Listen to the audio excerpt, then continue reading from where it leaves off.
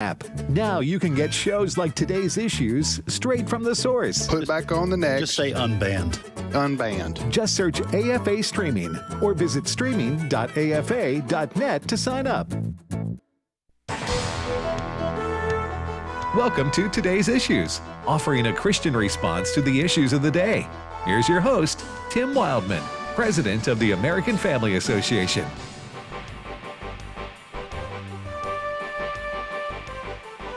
Hey, good morning, everybody, and welcome to the radio program Today's Issues on the American Family Radio Network. I'm Tim Wildman, and we thank you for listening on this, let's see, I always tell you what day it is, just so you know what to write on your checks today. It's January the 18th, 2024. Hey, I'm in Birmingham, Alabama for the last day. Praise the Lord. I love Birmingham, but I'm coming home to Tupelo today. Fred Jackson, how you doing, brother, in Tupelo? Doing great. And I forgot to do this yesterday, may I say hello to my wife of 44 years as of yesterday.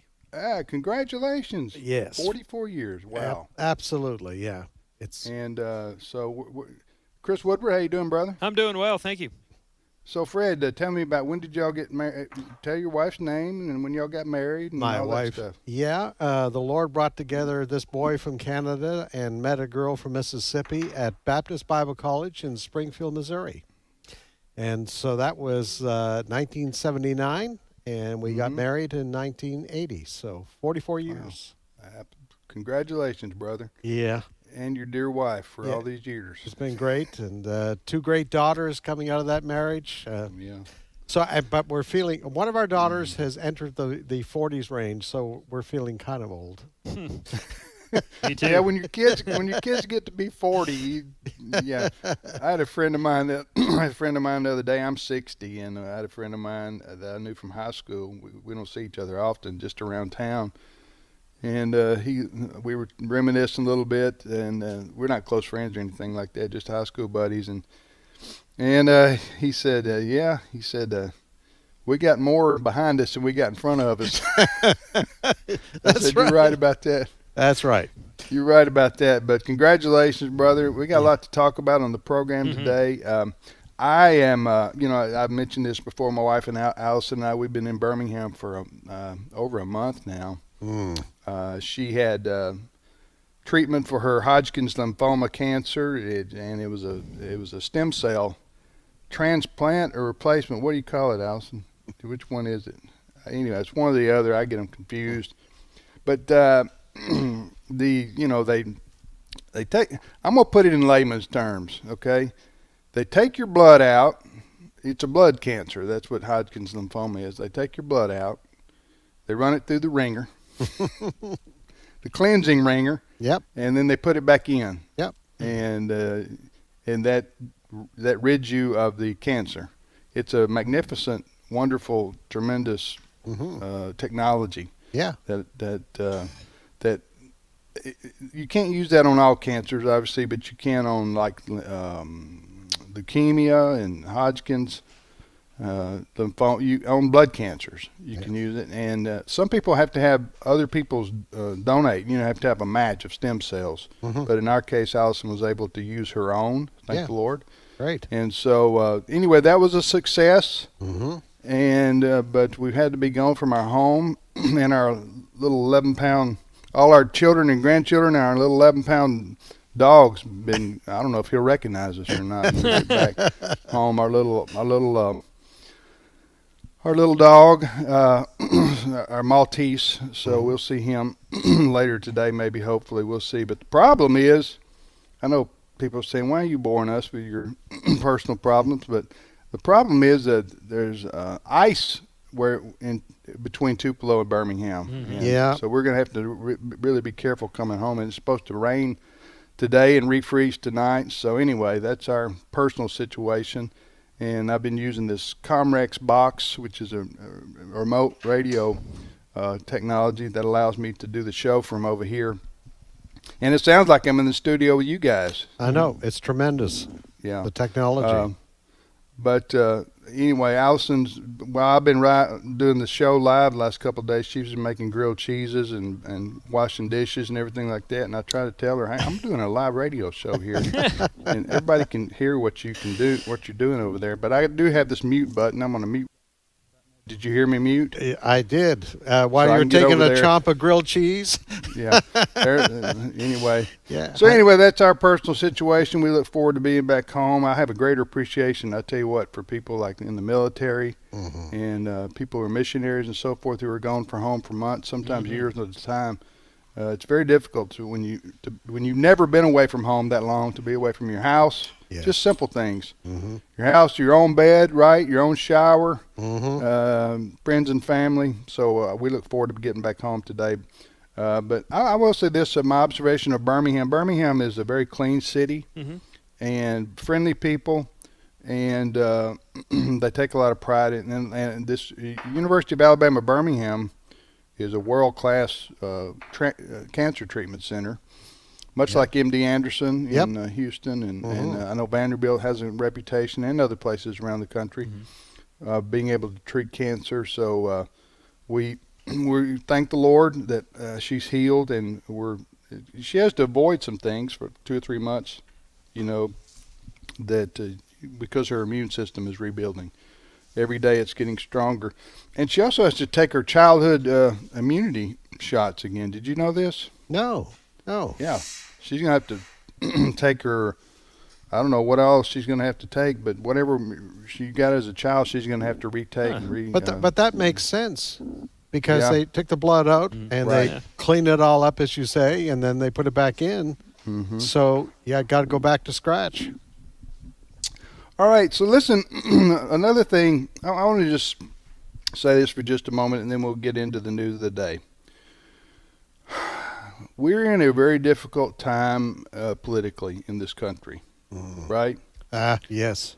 And on the Republican side, running for president, you have former President Trump, you have Governor Ron DeSantis, you have former Governor of South Carolina, Nikki Haley. When you have a primary, a lot of times friends divide, right?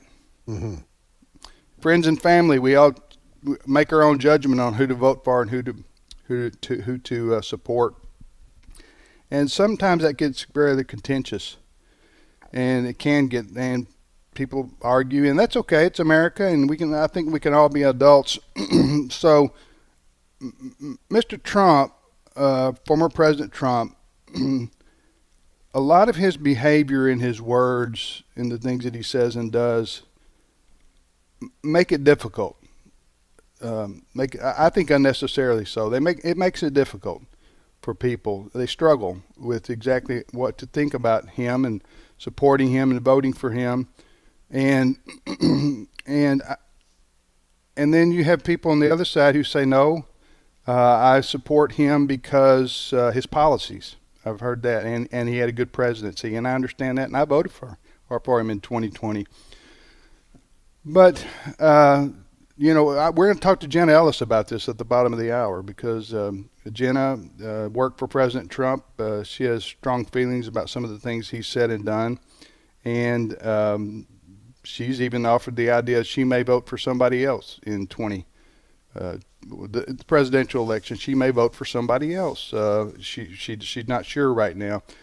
She's not going to vote for Biden, but she may vote for an alternative conservative candidate, she says, and that's caused some folks in our listening audience to call us and cancel their donations, and that's unfortunate. They've been saying, I don't support AFR anymore if this is the opinion you're going to hold. And I'm trying to get this out in the open. We're going to talk about this at the bottom of the hour with Jenna, because I have my own views and own takes on this. But I would just pray that everybody would be adults in this situation and not be so emotional where you cancel your friends or family because they have different viewpoints on this particular situation with former President Trump. Does that make sense, Fred?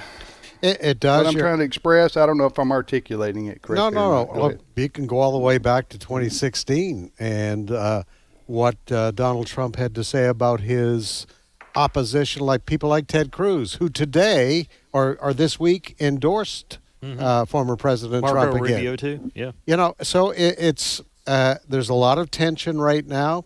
A lot of tension, obviously, being caused by what Biden is doing and has done over the last 4 years. But there's tension in the Republican primary. You've got three experienced people with some different points of view, and so you're going to have different points of view from people who favor one of those primary candidates over another. That's the way it is. Yeah. So anyway, we're going to talk about that with Jenna coming up at the bottom of the hour. We'll discuss that with her. Hope you'll stay tuned for that. All right, Chris Woodward, what's leading the news? Well, we have a lot of things that could very well be the lead, but I do want to point our listeners' attention to breaking news on the AFN.net website. Fred posted this just before the show. AFN.net is the place to go. The headline is, Justice Department report highly critical of police response in Uvalde, Texas school shooting. Remember, this was an awful incident that happened in Uvalde, Texas. Gunman goes in, shoots people, barricades himself. The police are standing outside. Law enforcement are standing outside for a long period of time. Gunshots are still going off. A lot of people have been very upset with law enforcement ever since then in the state of Texas. And this morning, again, the Justice Department has issued a report highly critical of police response or lack thereof there in Uvalde. In our story on AFN.net, you will see a quote from Attorney General Merrick Garland, who said, "The victims and survivors of the mass shooting at Robb Elementary School deserved better. The law enforcement response at Robb Elementary on May 24, 2022, and the response by officials in the hours and days after was a failure. As a consequence of failed leadership, training, and policies, 33 students and 3 of their teachers, many of whom had been shot, were trapped in a room with an active shooter for over an hour as law enforcement officials remained outside." I have also posted this on our Today's Issues Facebook page for people that want to find that there. Yeah, this was a horrible tragedy at Uvalde. 19 elementary students died and 2 teachers. And very quickly after this tragedy, it became very obvious that police did not display, the report from the feds say, demonstrated no urgency, end quote. And that was the criticism right off the bat, that this shooter was inside. The police stayed outside for what seemed to be an incredibly long time, and many are being blamed. There could be still charges against some of these police officers. That may be coming up. There were state police. There were, I believe, some Border Patrol agents that got involved. So this story is not over yet. It doesn't surprise me that this Justice Department report is very critical because many others have criticized as well. So, once again, let's keep our prayers up for the parents, families of these dear ones who lost their lives. And this story is not over yet because I think there's going to be a lot of legal cases coming out of this. Yeah. There's a difference between, I know policemen and officers, and I know we even allow our abandoned building, our old building here at American Family Association, to be used by the Tupelo Police Department to do SWAT training. Yes. They have to go in, they do training when you're inside a building. So I know a lot of training goes into this by police officers and sheriff's deputies and so forth, these kinds of crisis moments. But that's different training than having a real live situation. Mm-hmm. It's often, it seemed to me, you have to make split-second decisions and know what to do, especially if you have a school situation where you have children who are trapped and, what's around the corner, where is the shooter, all those kinds of things. But it does seem like in this particular situation, these police officers, whoever, I don't know who was in charge, who was giving the orders, but it's seen as a complete failure. Am I right? Mm-hmm. Oh, absolutely. And some people are contrasting how the police in Uvalde responded to how the police at the shooting at the Christian school in the Nashville area. Mm-hmm. There, the police were praised from the get-go because they went into that school and they went after the shooter immediately. and they have been given great credit for.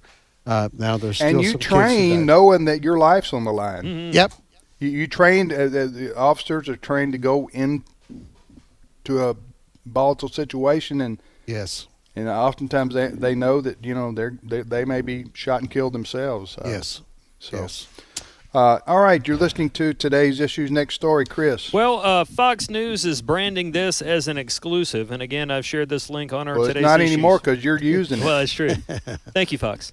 I've shared this on our Today's Issues Facebook page, but I'm reading from the Fox article. It says, federal investigators asked banks to search and filter customer transactions by using terms such as MAGA and Trump as part of an investigation into January 6th, warning that purchases of so-called religious texts could even indicate extremism. This is all coming from members of the House Judiciary Committee in an interview and a letter to Fox News Digital. Speaking of the House Judiciary Committee, one of the higher-ranking officials there on that committee is Congressman Jim Jordan, and I have some audio from him. As you can imagine, the Ohio Republican not happy with the feds. Clip 6, if we can, Adam. So it was big banks looking and searching private transactions using key terms at the suggestion of the federal government to find out what you're buying, what you're spending your money on. Scary stuff. All it looks like, without any warrant, without any legal process, they undertook this as a way to identify domestic violent extremism.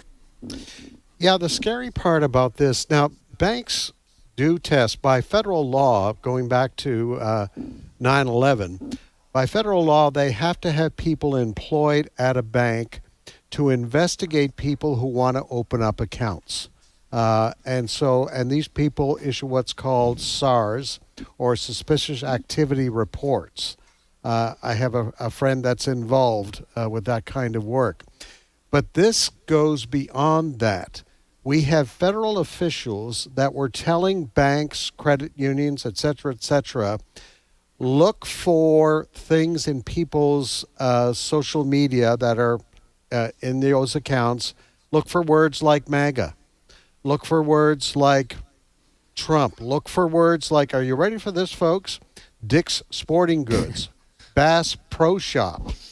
Look for those kinds of terms, and it seems the Biden administration, through these federal investigators, thought that people who might agree with what happened on January 6th frequent these places. Also, words like, religious terms like the Bible, looking at those kinds of social media, people of bank customers, and perhaps you need to look at those people, the suggestion was, because they may be the kind of people involved with the February 6th riot. So it's kind of scary. It really is big government, scary government, going after people who they deem as suspicious in these kinds of activities. Mm-hmm. Well, this is when conservatives use the expression deep state. Yeah. All right. A lot of it is the inner workings of bureaucrats and agencies in the federal government who are controlled by liberals, and they have biases against conservatives and against Christians, and we see those manifest themselves publicly sometimes. You remember back to the IRS scandal with Lois Lerner? Mm-hmm. Remember, this is back during the Obama administration, and Lois Lerner was in charge of she wasn't in charge of the IRS altogether. I think she was in charge of one of the divisions, right? Remember her name?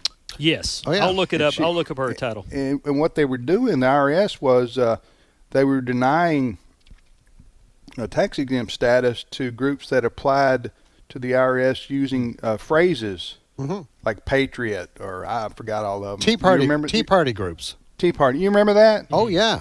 And then she was asked to testify before Congress, and she pled the Fifth Amendment. Yeah. I do have her title. She was acting director of exempt organizations at IRS, which in English means she was overseeing tax-exempt groups like ours that were, doing things at the IRS. Yeah. So, and you have the story about the FBI investigating Catholics in Richmond, Virginia. You remember that? Yes. Yes. And then what happened with Mark? Houck. Was it Houck? Houck. In his family, he was raided by the FBI there, a pro-lifer in Pennsylvania. It was awful. Yeah. what happened there. Anyway, you never hear about conservative bias inside the No. inside the government, do you? No. It's always bias against conservatives or against liberals. Against Christians. All right, next story, Chris. Well, Vice President Kamala Harris was on The View yesterday for a hard-hitting interview with 4, maybe 5 women that agree with her and everything that she says. One of the things that people have really taken great exception to from Kamala's appearance on The View is a moment where the vice president says she is scared for this country if we elect Donald Trump later this November. I've got audio from her, and then we can get into some reaction later if you want. It's clip 3. Are you scared, first of all, what could happen if Trump ever became, God forbid, president again? And what are you going to do to stop the crazies? I am scared as heck, Yeah. which is why I'm traveling our country. We should all be scared. Yeah. But as we know, and certainly this is a table of very powerful women, we don't run away from something when we're scared. We fight back against it. Now, we can pause there and get your reaction, or I can play some reaction if you want.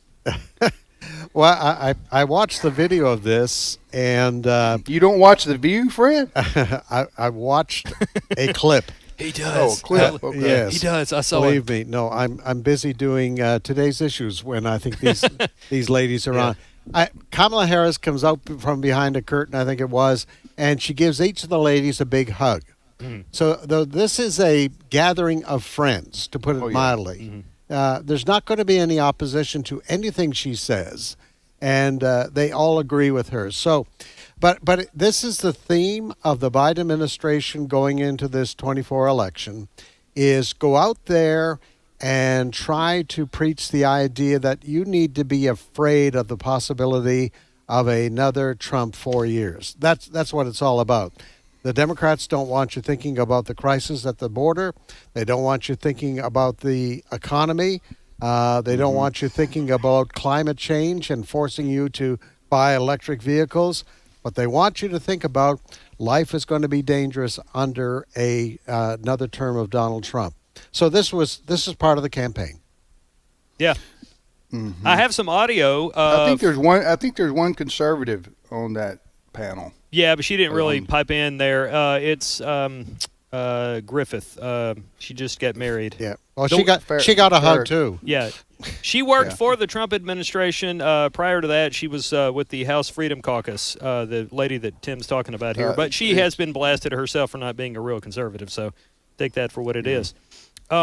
Here now is some audio from Fox News contributor David Webb responding to Kamala's fear-mongering. Clip 4. Kamala Harris is a fraud. Probably the best thing about that whole interview, which I've watched, is that inside the hen house, this is all about how they pitch Americans against each other. The crazies. If you're not for them, you're crazy.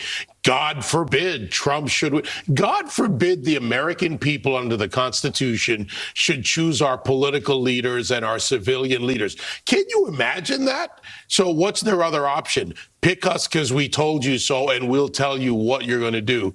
Yeah. Yeah, get ready for a lot more of this. Oh, yeah. Right? Yes. For the next 6 or 8 months or whenever it is till November. So that's politics. We're going to take a break right here. Okay. I'm calling for a break right here. Omaha. Omaha, yes. Peyton Manning, Omaha. All right, we're going to take a break just a minute early. We'll be back. Tim, Fred, and Chris.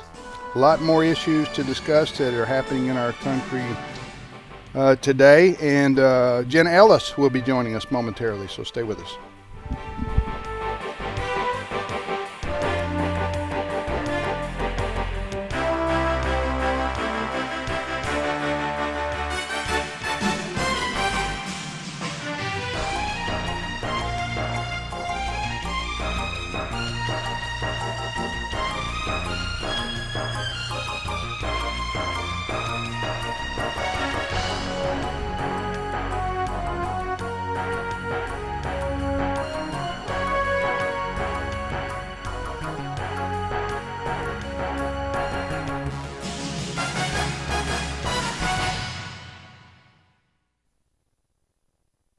It's my turn.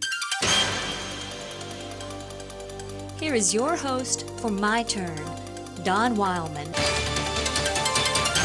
When I first started flying, I was scared. Every time I was in an airplane that took off or landed, I was very nervous. However, since I've become accustomed to flying, I find it pretty enjoyable most of the time. In fact, I guess flying has kind of spoiled me. I hate to drive any long distance now. I can recall an experience once when several of us were flying between Athens and Tel Aviv. We hit some turbulence, the worst I've ever experienced. It was so bad that even the stewardess near me got into a seat, fastened her seat belt, and got into the safety position. Well, I happened to be sitting next to a salesman who was very experienced in flying. We had been discussing it, and he had told me that he was accustomed to flying and thought nothing of it. It was, he said, the quickest way to get from one point to another. When we first hit the turbulence, I noticed that the salesman suddenly got out of his talkative mood. As we continued in the turbulence, and it grew worse, the salesman grew noticeably nervous. I had become so accustomed to flying by that time that hitting turbulence didn't really bother me that much. I had decided on previous flights that the possibility of a crash was remote and that all my worrying wouldn't prevent a crash. So I concluded that in flying I was going to enjoy myself, and if we crashed, we crashed. It wasn't that I wasn't afraid of crashing or that I didn't mind the possibility that I could die if the plane crashed. It was simply that I had given my life to God, and He'd take care of me even if the plane did crash, and even if I did die. During the turbulence, some of my Christian friends and I made jokes about the quick movements of the plane, laughed, and we had a good time. Soon the turbulence was over.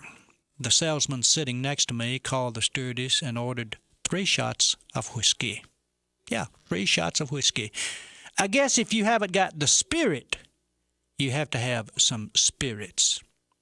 Each time I remember that incident, I recall the tale about the very rich man who was flying for the first time. Maybe you've heard it. The plane hit some bad turbulence. The man became frightened. He prayed like he had never prayed before. He promised God that if God would let him get down safely, he would give God half of everything he owned. Well, the turbulence soon ended, and the plane landed safely. When the rich man got off the plane, he was reminded of his prayer by a Christian who had been sitting next to him. "I'm sure you're going to carry out your promise," the Christian said. "Well, sir," the man replied, "I have made God another promise, better than that one." "What's that?" the Christian asked. "Well," the man said, "I promised God that if I ever got on another one of those things, I would give him everything I own." Well, my only comment is that there are people like that. This has been My Turn with Don Wildman, a production of the American Family Association. Search me, God, and know my heart. Test me, know my anxious thoughts. See if there is any offensive way in me, and lead me in the way everlasting. Psalm 139, verses 23 to 24. American Family Radio. This is Today's Issues. Email your comments to comments@afr.net. Past broadcasts of Today's Issues are available for listening and viewing in the archive at afr.net. Now, back to more of Today's Issues. Hey, welcome back, everybody, to Today's Issues on the American Family Radio Network. Well, that gentleman that you hear every day with "It's My Turn," most of you know this already, but that was my late father. He died a couple weeks back, but he was the founder of this ministry, and today's his birthday. Oh, wow. He was born January the 18th, 1938 in Dumas, Mississippi. You go to Dumas, Mississippi, by the time you say Dumas, Mississippi, you're through it. But anyway, that's a little community in Tippah County in northeast Mississippi. But my dad was a wonderful man, and he birthed this ministry that without my father, we wouldn't be talking here today on the radio. Because Brother Tim, I have my strong qualities, but the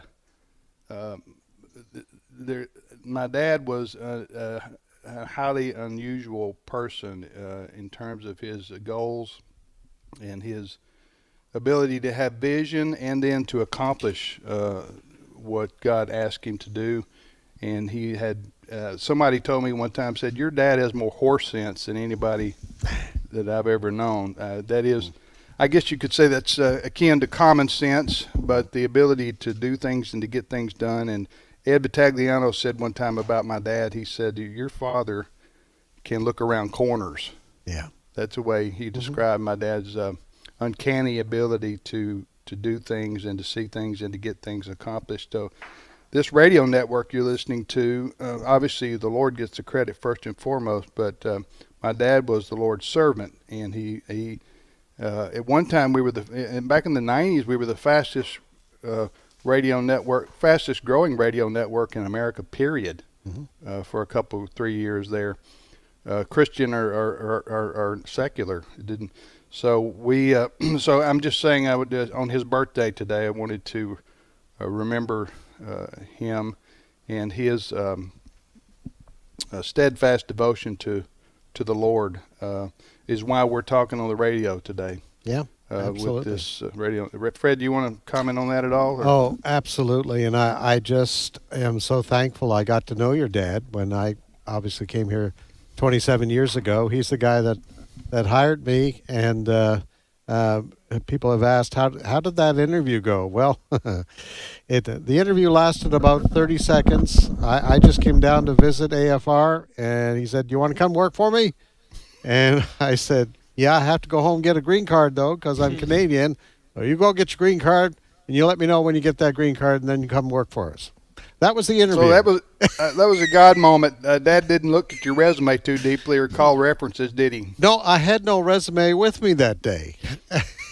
All he knew is I was from Canada. He hired you on the spot? That was it. First time meeting you? That was it.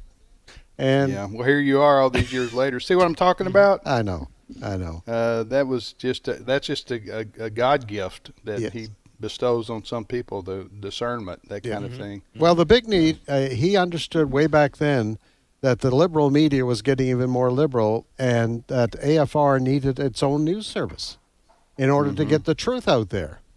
And so that was part of his vision, Tim. Yeah. All right. Well, joining us now is Jenna Ellis. Jenna, good morning to you. Good morning, and happy birthday to your father, who I did not have the honor to meet, but I love, as the first time I came to AFA, that it's the Center for Cultural Transformation, and how that really is the essence of what we do at AFR, is to teach the truth of the gospel of Christ. Yeah, our building, our new facility and studio is called the Don Wildman Center for Cultural Transformation, you're right, to honor my father. So, is it okay to say you live in a warmer climate than most of us, Jenna? Is that okay? I do. It's chilly today, but I don't know how much it's not you nearly disclose too about below. where you live. You live in Florida, right? Yes, Florida is as specific as I get. Okay. Is that okay to say? Because I can That take is that back. okay. Yeah. Can I ask, it's out there now. Can I ask Jenna what she interprets as chilly? Yeah. Well, she is from Colorado. Exactly. She's from Colorado. So I mean, chilly in Florida today is about 60 degrees. But I feel so sorry for you. I'm going to leave now. I know. So I'm on your seeing. jacket. My fellow Floridians are walking around in parkas, and it's actually kind of cracking me up because I was in shorts being from Colorado, and I got some of the weird looks from Floridians, but I was okay with that. Yeah, you did grow up in Colorado, right? So you're used to cold weather did. and snow and ice and wind and all those things. How long have you been on the air with us now? Over a year, right? Over a year, yeah. So it was January of last year, and it's been incredible. Well, hey, I told folks at the top of the program we were going to talk about the Republican primary, and also we're going to talk about politics and how to navigate through this as Christians, because we've got some calls and emails. I'll tell you about this, Jenna, in text this morning.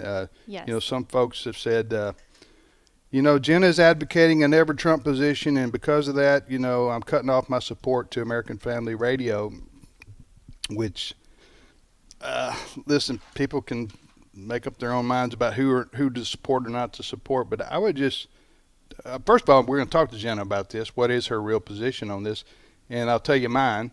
And then tell folks, listen, when it comes to supporting ministries, I think you need to, it's kind of short-sighted to say, because you disagree with something one person says on the radio, unless it's anti-biblical or anti-scriptural or heretical, absolutely, that would be something to cancel your support for. But otherwise, I would say we need to be a little bit more mature.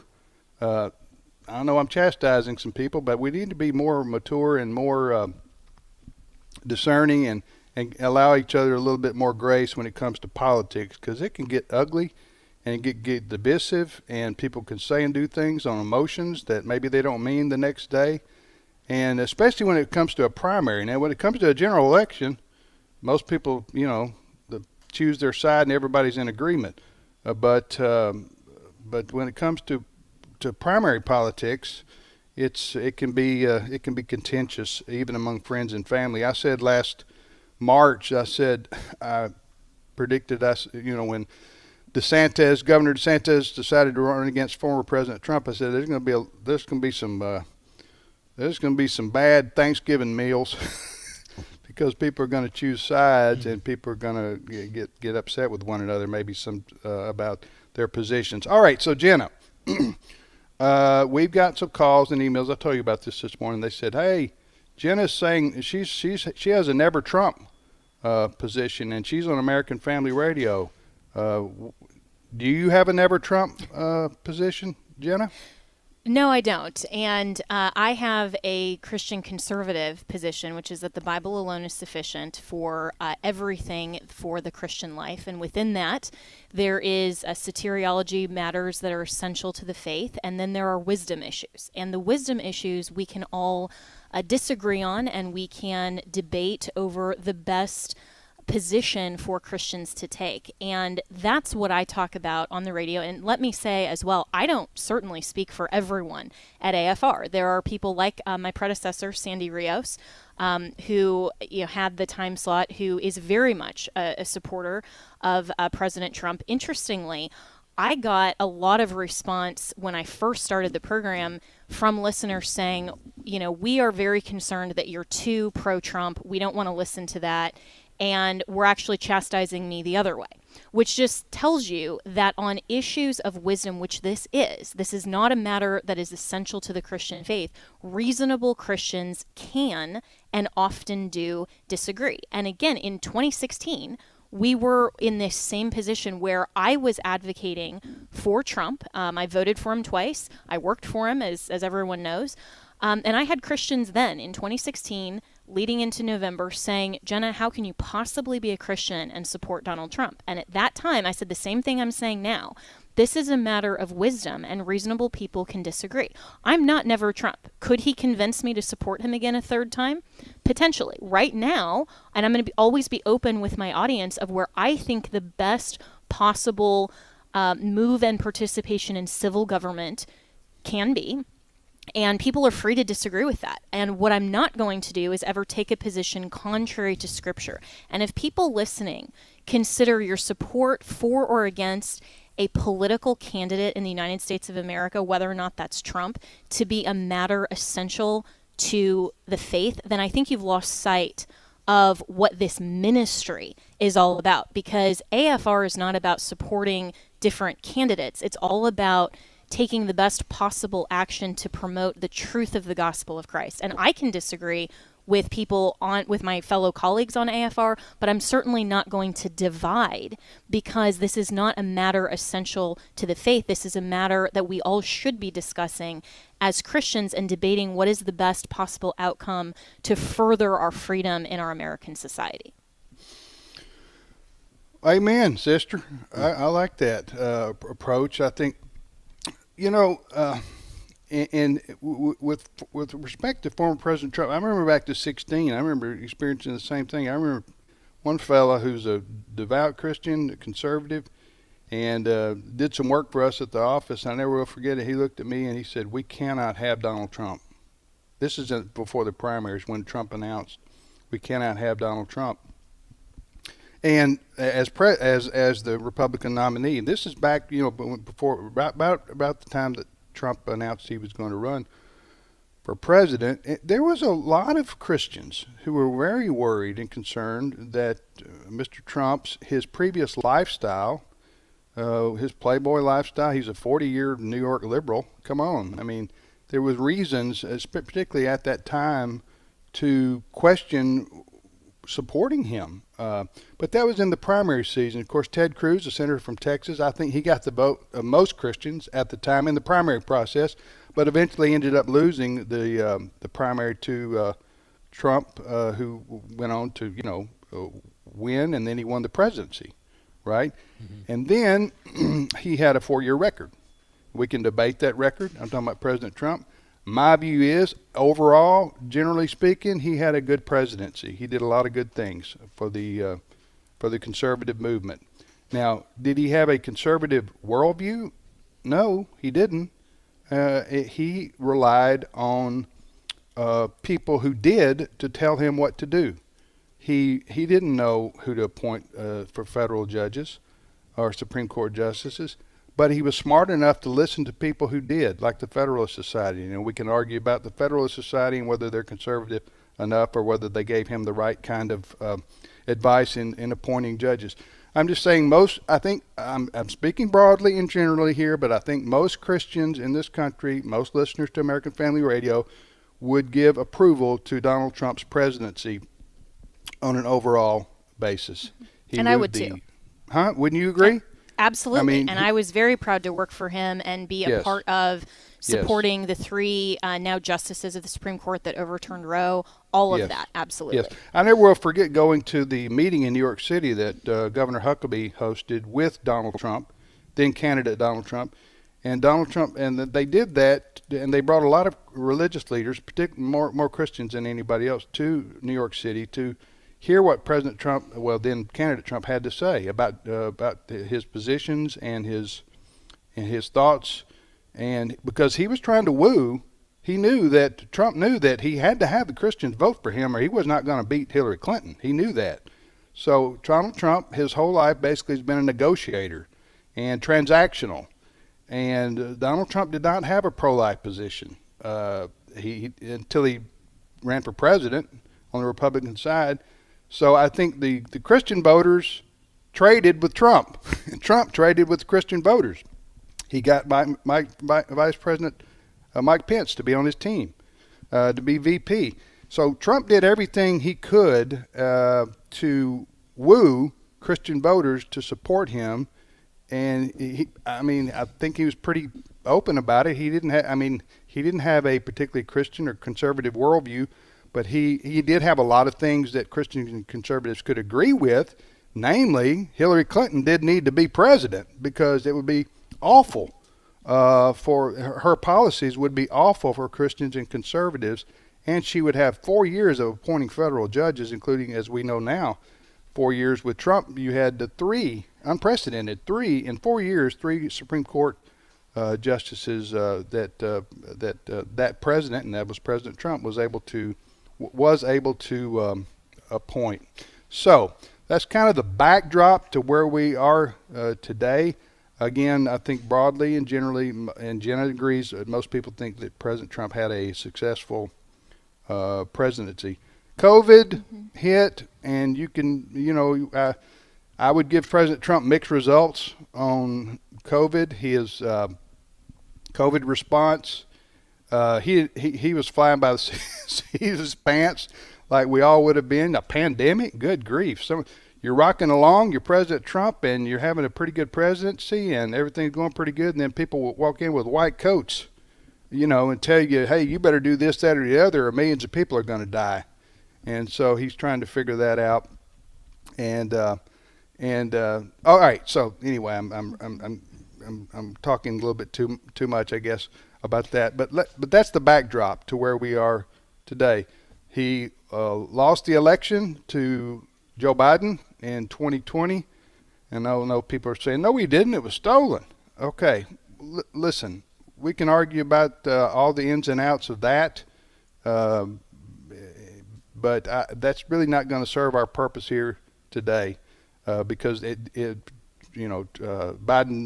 was president, and he's president today. So now we're up to today, Biden versus whoever the Republican nominee is. President Trump is favored. He won Iowa. He's favored to win.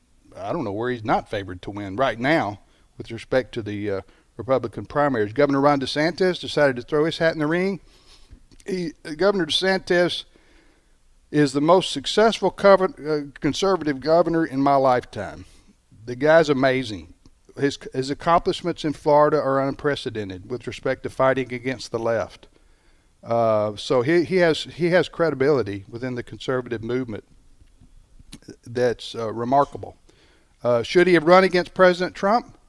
I don't know. He thought he should for the reasons that he believes in, and he can articulate those well. He's a grown-up, and he will continue to fight, I guess, until he decides I can't beat former President Trump, and I'll drop out. I don't know when that'll be.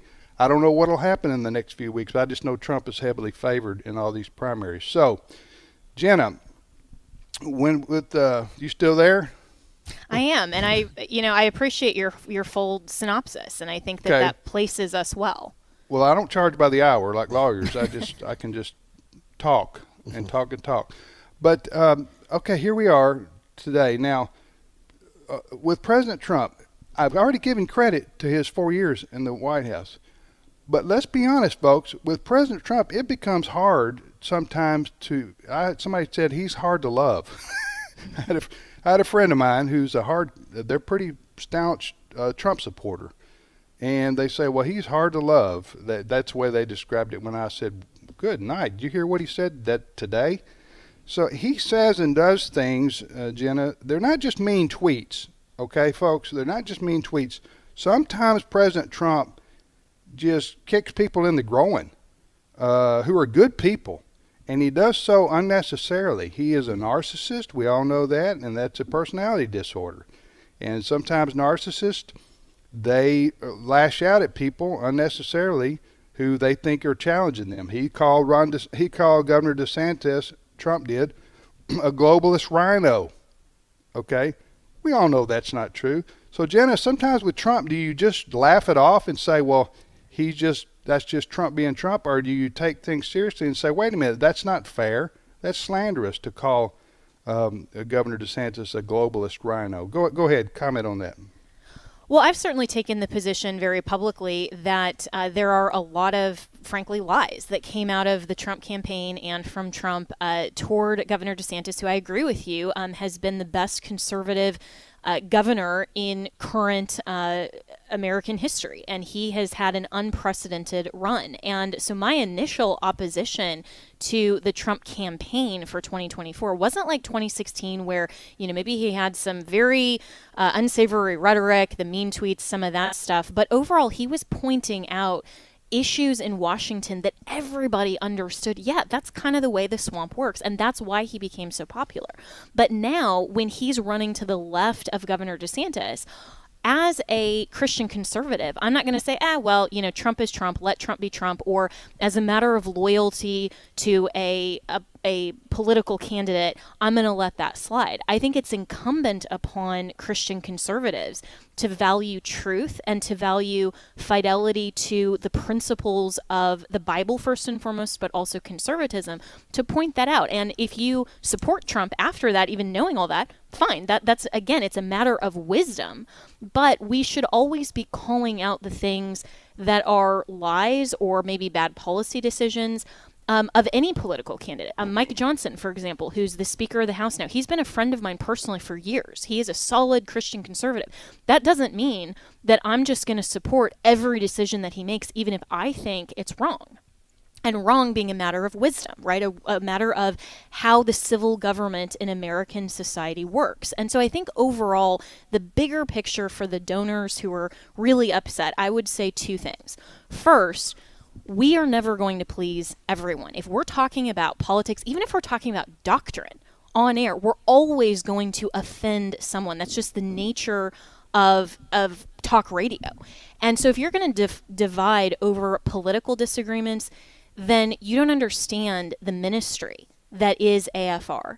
And secondly, if you are going to want to pull your funding because you disagree, primarily, I would say as a matter of censorship, to try to say, well, we disagree with Jenna and AFR should rein her in, kind of a thing, and we should all have the talking points, then I think that actually does a misservice and a disservice to our listeners that have a wide variety of opinions within the context of a biblical framework. And we need to remember, the Trump era, like the Reagan era, like the Founding Fathers era, is eventually going to end because that's the natural end of man. And we need to remember Isaiah 48 says, "The grass withers and the flowers fall, but the word of our God endures forever." This isn't about loyalty to a politician or even a nation. This is all about loyalty to God and being willing to debate and disagree maturely, as you said, Tim, the really hard issues. So I would ask those donors to consider funding what the ministry is all about. And I would just say, Tim, thank you for having me on, and also for AFR not only supporting me through what has been the most difficult political circumstance of my life, with everything going on in Georgia and the plea that I took there that obviously I can't get into, but our listeners are well aware of that, for all of the support. You guys have endured a lot with me that I know you didn't anticipate.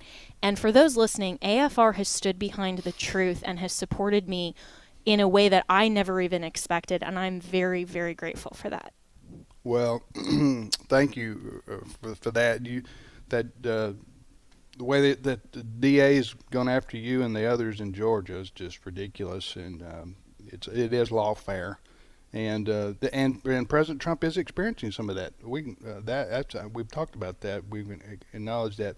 I said that with Trump, and again, a lot of people say, don't criticize President Trump, or I don't know what. But I say Trump steps on rakes a lot, and his mouth causes him some unnecessary problems. That's just the truth of the matter. Okay, so I understand your position. I respect your position. My position is, okay, I'm the president of this ministry, American Family Association, American Family Radio. I just want to tell people how I feel. Can I share my feelings? Is that okay? Jenna? This is a safe space. You there? Do you Yes. care? Are we having a This is a family safe conference space. here? Mm-hmm. All right. Here's my view. And people can disagree. Okay? I think good people can disagree. I think Christians can disagree. My view is this. People can vote who they want to in the primary. I think it's wrong to call for Governor DeSantis to drop out now, or Nikki Haley to drop out now. They'll drop out when they want to. They got a lot of people that have invested in their campaigns, money, time, energy, effort. Governor DeSantis himself spent a lot of time in Iowa. He's a 2-term elected governor of Florida. He decided to run for president because he believes that he's the best man for the job. Let him run.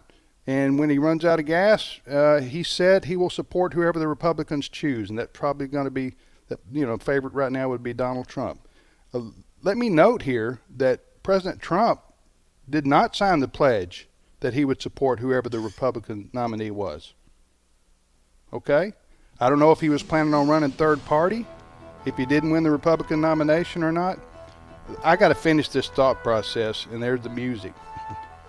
And so we're just going to have to come back in 5 minutes because I want to tell people my view on this overarching issue of the presidential election. So Jenna, thank you for your thoughts. I understand, you expressed yourself very well. It's very reasonably thought out, and we will talk to you later, okay? Thank you so much, Tim. I appreciate the opportunity to come on, and for everyone who's supporting this great ministry. Thank you. Okay, God bless you. All right, we'll be back in 5 minutes, and I'll get back to what I was just describing about how I look at the upcoming presidential election. DeSantis and whoever wins going against Biden. We'll be back momentarily.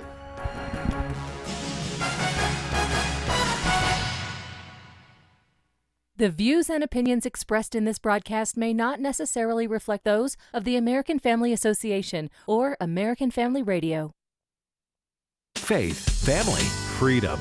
American Family Radio. The God Who Speaks explores the evidence of the Bible's inspiration and authority through some of the world's most respected biblical scholars. The Bible subjects itself to historical verification.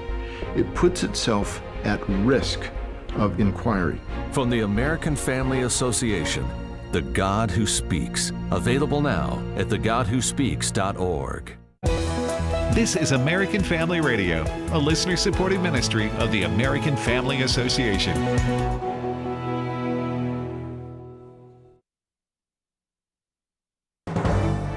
American Family News, I'm Rusty Pugh.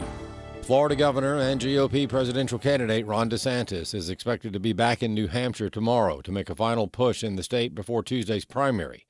This comes after the news broke of DeSantis' camp now shifting their focus to South Carolina. Alexis McAdams has more from Nashua, New Hampshire. DeSantis wanted to clear the air here because he thinks a lot of New Hampshire voters are getting the wrong message. They think he might be skipping the Granite State because he has low polling numbers. He said that's not the case. We also checked in with Nikki Haley. It's kind of been a fight between Ron DeSantis and Nikki Haley after she said she didn't want to debate. She made no mention of skipping that debate and really no mention either of Ron DeSantis. It's a two-person race here in New Hampshire. It's a two-person race in South Carolina. So we're focused on Trump. That's all we're focused on. DeSantis, I forgot about him the second he left New Hampshire. So what's former President Trump focused on? Well, Nikki Haley, according to his rally last night, he had some attacks against her in Portsmouth, warning voters that her support's only coming from Democrats. Republicans are looking to impeach Homeland Security Secretary Alejandro Mayorkas. They accuse him of not enforcing the country's laws and letting an influx of illegals into the country. During a hearing of the House Homeland Security Committee about the possibility of impeachment, victims of the border influx testified. Josephine Dunn lost her 26-year-old daughter Ashley Dunn to a lethal fentanyl overdose, which she blames on drug trafficking. I personally feel Mr. Mayorkas is responsible for opening that border to allow more than 10 million illegal border crossings since February of 2021, which supports most of the illegal fentanyl into this country. The House Judiciary Committee claims that the Biden administration ordered banks to carry out a pervasive nationwide snooping operation using terms like Trump and MAGA to gather information on private customer transactions. Hillary Vaughn has more.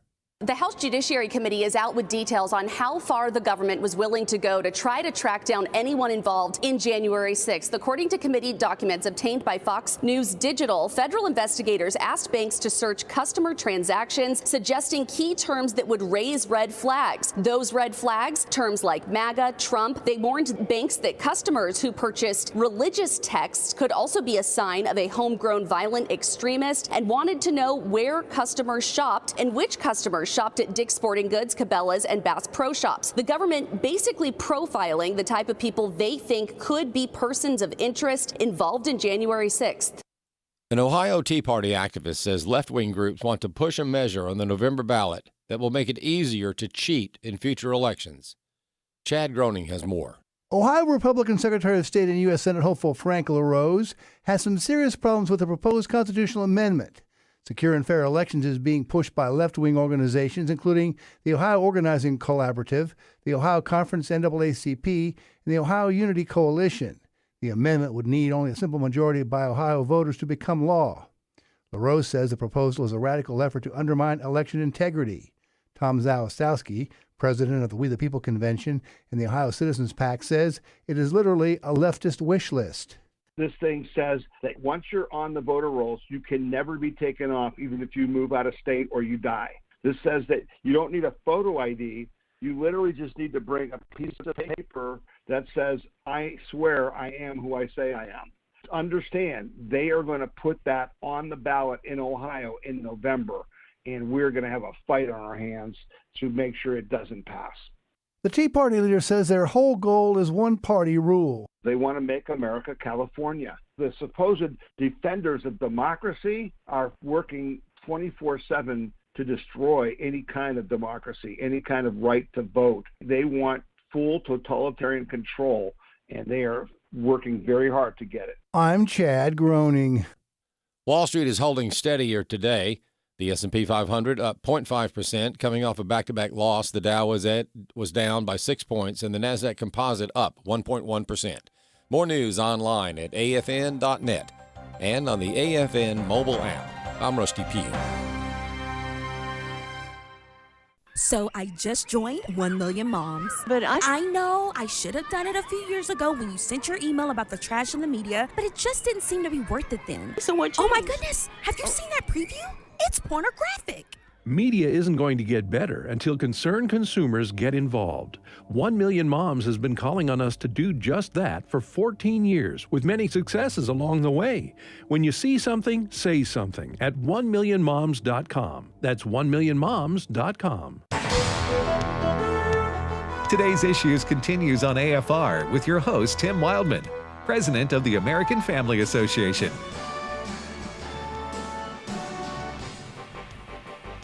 Hey, welcome back, everybody, to the radio program Today's Issues on the American Family Radio Network.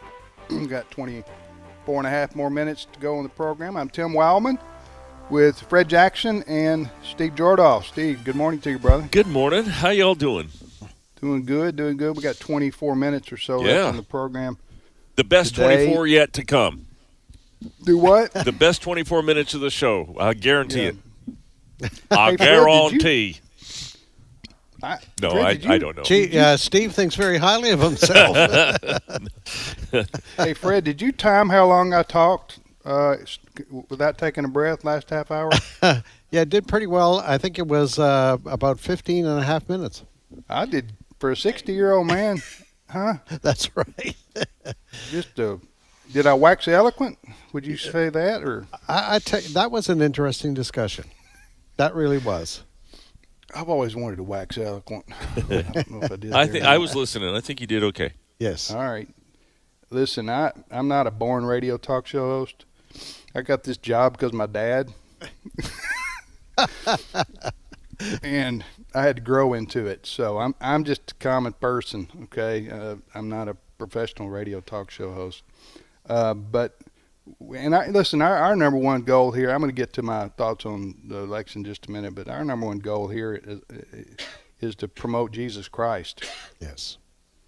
And the Bible and the teachings of the Scripture, and to introduce people to the Lord. And that's, we can talk politics all day, and it's important. Our government is important, but more important is seeing people's souls saved for eternity. Yes. And that's why the majority of our time here on American Family Radio is spent advocating for Jesus and the Bible. And all right, so I think everybody should know that and know that. That's why they listen, support us. Listen, Donald Trump, Ron DeSantis, Joe Biden, Nikki Haley, they'll all be, and you and me, folks, listening, we'll all be here and gone. Mm-hmm. All right? But the cause of Christ marches through history. And American Family Radio, American Family Association, I pray and hope that when I'm gone, whenever the Lord calls me home, or I decide, I don't want, excuse me, it's sniffling there. I don't want to, it's better for me to retire and just go to my 27 kids' baseball games. How many grandchildren I got now? No, I have 10. Then whenever that is, that'll be. But the cause of Christ and is the cause of American Family Association, American Family Radio, and that will march on, whoever the president is or isn't. Now, all right, what I'm about to express is my personal opinion. American Family Association, American Family Radio, we don't have a written policy about what I'm about to say. Okay, that just isn't part of our mission statement. But so I'm just going to talk for me personally about politics. All right, we got the primaries coming up. As I said, Donald Trump's heavily favored. He probably going to end up winning the Republican nomination, and if that's it, but we'll see. I don't know. Stranger things have happened. Things happen. Donald Trump could have a heart attack tomorrow. Who knows what could happen? But right now, it appears if it's Trump versus Biden in November, if that's the way it turns out, then my view is, and for Christians maybe who have objections to Trump's words and behavior, which are objectionable a lot of times, quite frankly, from a Christian point of view, is this. If it came down to Biden versus Trump, I'm going to vote for Trump. Mm-hmm. All right, and the reason is, for me, the judges. Okay, the judges. Whoever the president is appoints federal judges, Supreme Court justices and federal judges. That's about the most powerful lever in American politics. Okay, who the judges are, what they believe about the law and the Constitution and freedom. If the political left gets control of the whole federal judiciary and the Supreme Court, what they're going to do, they're going to use, and then they get control of the politics. They're going to try to shut down freedom and liberty in this country and our way of life. They're going to try to push their leftism, and that includes censoring Christians and persecuting Christians. That's what's going to happen down the road if the left gets in charge, gets the majority of all the federal judges and the Supreme Court. Mm-hmm. So that cannot happen. Okay. So if that alone, to me, would be the reason you vote for whoever the Republican candidate is in November. Again, this is my personal opinion. Okay, I'm expressing my personal opinion. So I may vote for somebody differently in the primary than Trump. But if you're asking me a general election, and you have to choose between Biden and Trump, it's going to be Trump. All right, primarily for the reasons I just expressed. So the Republican primary marches on. May the best man or woman win. Nikki Haley's still in. Trump's still obviously leading the pack, and Governor DeSantis is trying his best to get momentum for his campaign, and we'll see what happens there. Fred, does that make sense? Oh, it does. And I mean, the contrast that you outlined there, you in particular articulated on the judges. And I would think, if we were to do a poll, there would be, look at the difference between Donald Trump and Joe Biden on the border. My goodness. Oh, yeah. Joe Biden has orchestrated an invasion of this country. It is hard to believe. So on that front, on the economic front, the economy was much better under Donald Trump. Joe Biden is driving the economy into the ground. And then you have the climate change agenda. I don't think a lot of people out there, Tim, understand that if Joe Biden gets what he wants on the climate change agenda, the restrictions that are going to be on our freedoms. Right. And you're exactly right when it comes to freedom of expression. The story we dealt with in the first hour of Biden's financial people going after banks and going after credit unions to find out what their customers say about Trump and about MAGA. That's just a little indication of their thinking in the Biden administration. We're going to shut down the communication. We're going to shut down people who have a conservative point of view. So the difference between the two parties is astronomical. Oh, yeah. No, absolutely. Absolutely true. So we'll see what happens going forward. With Trump, it's just, you just want to go, come on, man. Quit attacking your friends. You know what I'm saying? People who support you. Trump has not called, and listen, former President Trump. I can't say that every time. I think Trump uses Trump to describe himself. So when I just use his last name, I'm not in any way being disrespectful. But see, with President Trump, with Governor DeSantis, President Trump hasn't called him by his first name, by his proper name for a year. He just calls him DeSanctimonious. Well, you know what? That's not funny anymore, man. Okay, that's not funny anymore. You've used it. We understand. Quit calling Nikki Haley bird brain. We need to raise people need to ask President Trump. You need to do your part, okay, to raise the discourse here. Let's quit being personal and disrespectful of other people just because they challenge you. You're not a king, okay? Nobody has to kiss your ring. So just as much as people would say, well, I love what President Trump did, and I think he's great for America, and I'm going to support him. Listen, I understand that, and that go for it. But you can't dismiss also some of these things that he says and does, and these that causes division among friends unnecessarily. So that's my view. With all of us, Trump or Tim or Fred, we all got our good side and our bad side. We got faults and we got things that we do well. But I'm just saying, as I've said before, with President Trump, I use the word unnecessary. Listen, if President Trump's going to win, I'm not putting all his court cases aside. If he's going to win in November, he'll need every single Republican in America to vote for him. Every single conservative or Christian, if he wins the nomination, he's going to need everybody to vote for him, and enthusiastically so. And so there's no need to ridicule and try to pull Governor DeSantis' pants down in public just to make you feel good or to mock him. Trump needs to raise the level of the discourse. He did a great job, Trump did the other day after the Iowa caucus. He was gracious. He was calling for unity. But I'm just saying, you can't be schizophrenic on this thing. It makes it harder. You say you want unity, and then you call him just sanctimonious and call Governor DeSantis a globalist rhino.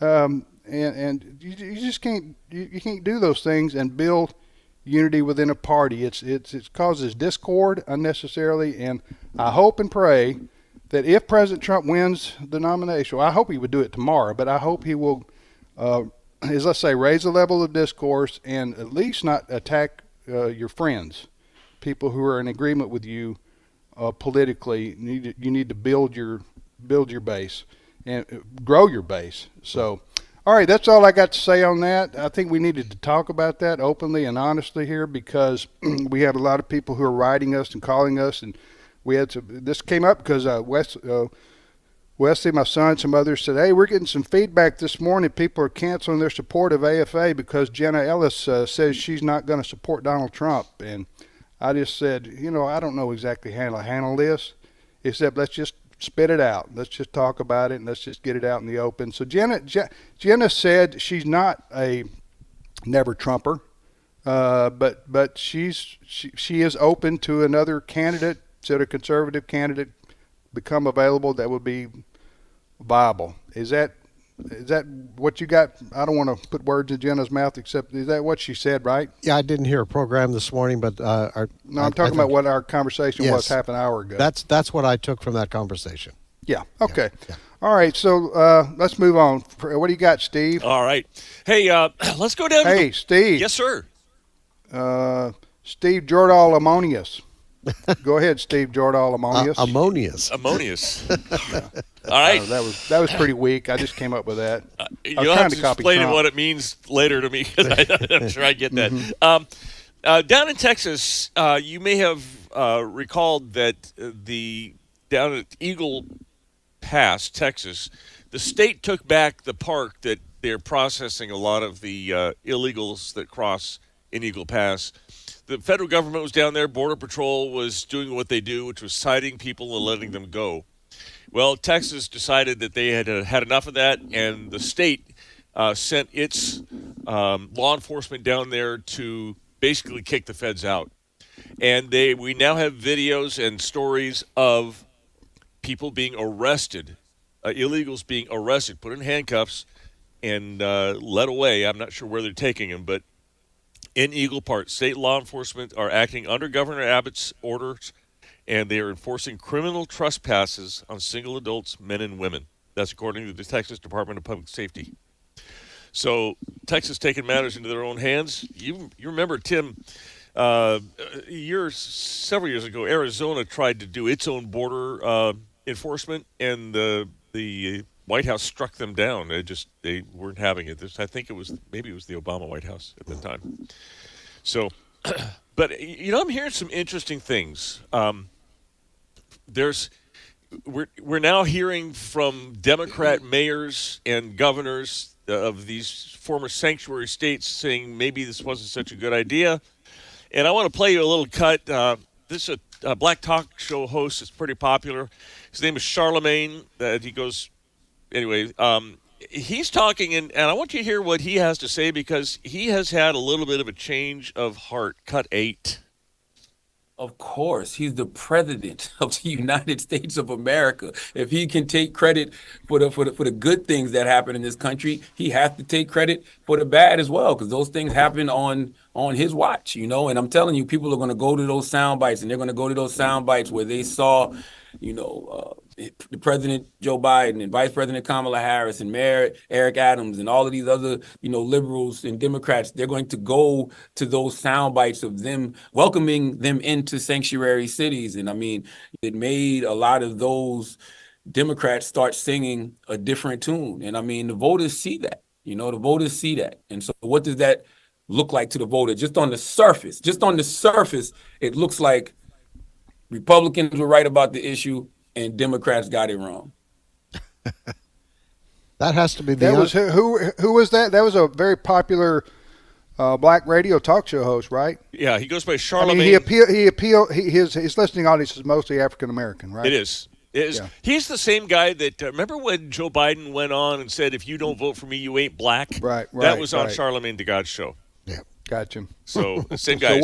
So was that him? That was him. He was Charlemagne. And what was he? I was distracted here. What was the essence of what he said? Basically, as you've seen, Democrat mayors and states reverse their position on sanctuary cities, voters are going to notice. And he says it appears on the surface, Republicans got it right, Democrats got it wrong on immigration. The only issue I would take with that statement, appears on the surface, give me a break.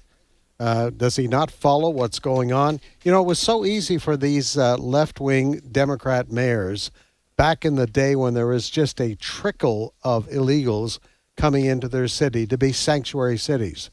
But now that Joe Biden has opened our southern border to millions of people entering this country illegally, and now tens of thousands of them are going into cities like New York and San Francisco and Chicago, now these Democrat mayors are upset, saying maybe this wasn't a good idea. Well, I know in Texas and Arizona are saying, welcome to our world. Exactly. I guess the Democrats thought that all of these millions of illegals would just stay in Texas. Well, Texas is saying no. And these illegals coming in are being asked, okay, where do you want to go?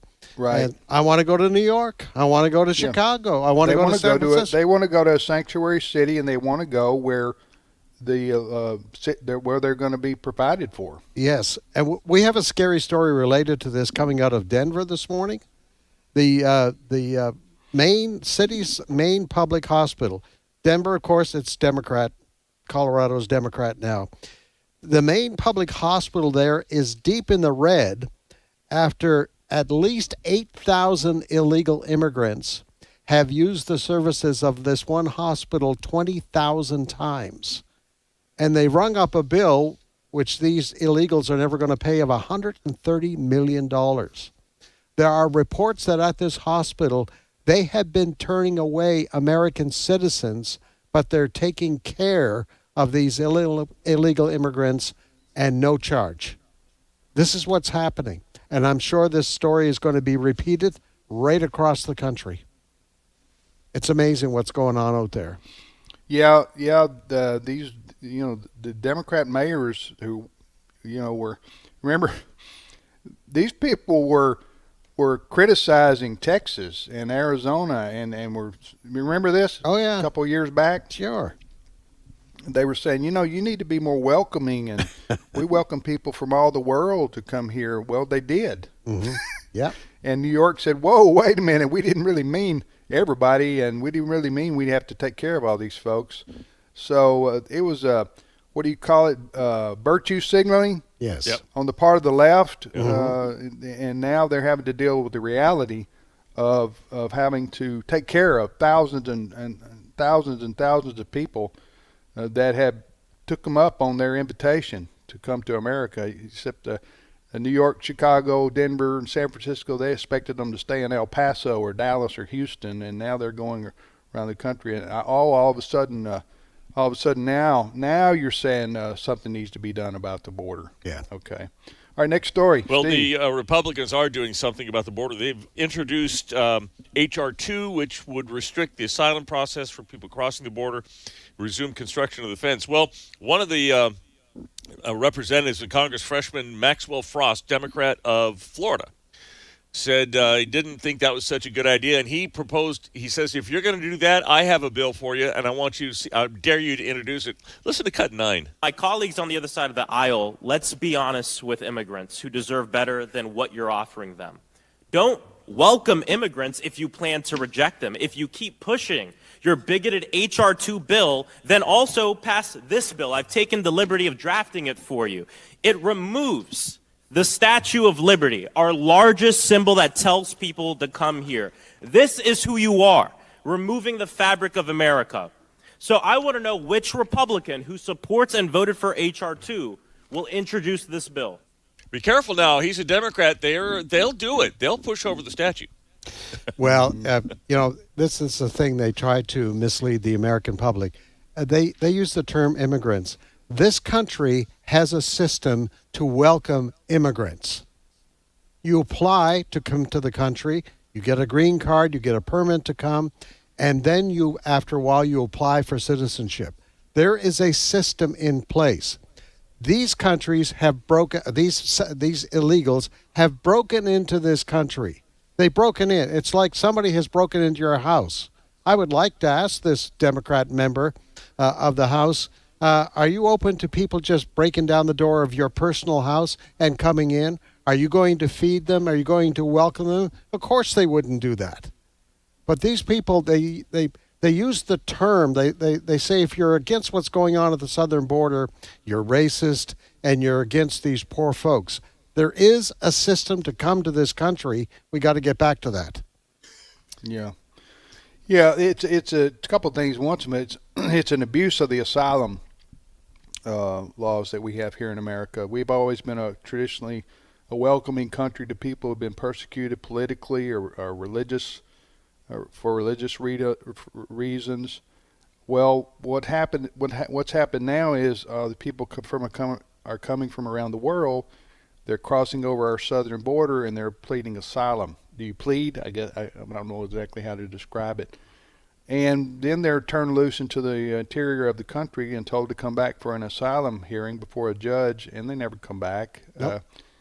That never happens. It's an abuse of our. You're supposed to plead asylum in the first country you come to when you leave wherever it is you've been persecuted. That's right. That's right. And for millions of them, it would be Mexico, but they're not doing that. They're just coming right up to the Mexican country and into our country. So it's an abuse of the asylum process. I hate to say it, but I think you should suspend the asylum claims for at least a year till we get this fixed. Yeah. That's what I would. Now with Biden, I don't think he gives a rip. Nope. But if you were able to get enough in Congress and get a new president who believes in border enforcement, then I would be in favor of just saying, listen, we're not going to we're suspending asylum into the U.S. for a year until we get this figured out because it's overwhelming our nation. Yes. So, but go ahead, Steve. We got about a minute left, or two left. Let me just. Did you hear that the FAA is trying to go diverse in its hiring? It wants to. It says hire people with intellectual and psychiatric disabilities. You're talking about the Federal Aviation Administration. I want you to hear real quick the Babylon Bee's take on this, cut 10. Welcome aboard, folks. We are very proud to share that your pilot is the most diverse pilot on record. She is a 3'2" transgender pansexual Native American man who identifies as a 6'tall Korean woman. Any volunteers to help reach the controls are welcome. You will want to buckle up as her epilepsy is often triggered by the flash. Yeah. Oh my word. You get the point. That's the Babylon Bee. That's a satirical. It is. Satirical website there. All right. Thank you, Steve. My pleasure. Thanks to Fred, to Chris, to Jenna, and who's running the board today? Adam Suddeth came in to brave the ice here in North Mississippi to run the board for us today. Thank you for listening, everybody. We will see you tomorrow for Trivia Friday. Have a great day.